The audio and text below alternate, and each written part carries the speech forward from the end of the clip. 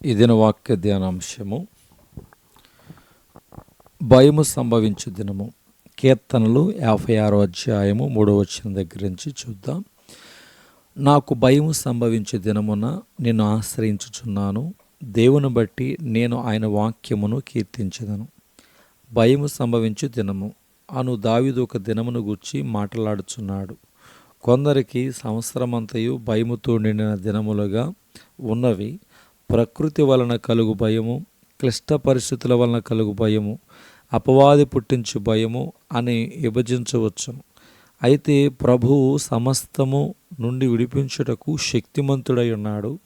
సంవత్సరమునకు మామూలుగా 365 దినములు, లీప్ సంవత్సరమునకు 366 దినములు. బైబిలు గ్రంథమందు భయపడకుము అను మాట 366 సార్లు వ్రాయబడి ఉంది. భయము ఒక దుష్టశక్తి గనక దేవుని బిడ్డలు భయమును గూర్చి బహు జాగ్రత్తగా ఉండవలను. చీకటిని చూచి భయపడువారు కలరు. బల్లిని, పాము, బొద్దింకలను చూచి భయపడువారును కలరు. చనిపోయిన వారు మృతదేహమును చూచి భయపడువారును కలరు. హఠాత్తుగా దొంగలు దాడి చేసినప్పుడు జ్ఞానయుక్తముగా ఎదుర్కొనలేక మరింత టెన్షన్ పడువారును కలరు. ఒక పర్యాయము నడి రోడ్డు మీద సినిమా షూటింగ్ జరుగుతూ ఉన్నది. దొంగవాడు ఒక వ్యక్తిని తుపాకీతో కాల్చినట్లుగాను, పోలీసు వచ్చినట్లుగాను సినిమాయ తీయుచుండగా ఆ మార్గమున కారు నడుపుచు వచ్చిన వ్యక్తి ఆగి చూచుచున్నందున భయాందోళనకు గురి అయ్యను. ఇది నిజముగా జరుగుచున్నదని తలంచి కారును అతివేగముగా నడిపెను. బ్రేక్ ఫెయిల్ అయి ఉండినందున కొందరు తీవ్రంగా గాయపడిరి.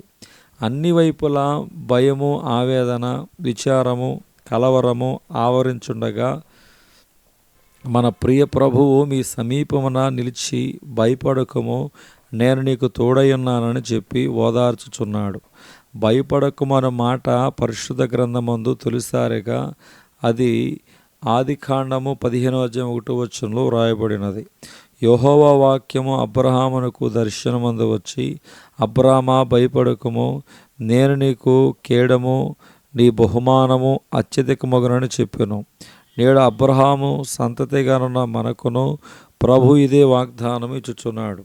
అపోస్తల కార్యం 10వ అధ్యాయం 2వ వచనములో కొర్నేలి తన ఇంటి వారందరితో కూడా దేవుని యందు భయభక్తులు గలవాడై ఉండునని దేవుని యొక్క వాక్యం చెప్తుంది. దేవుడు ఈ దినవాక్య ధ్యానమును దేవుడు దీవించును గాక.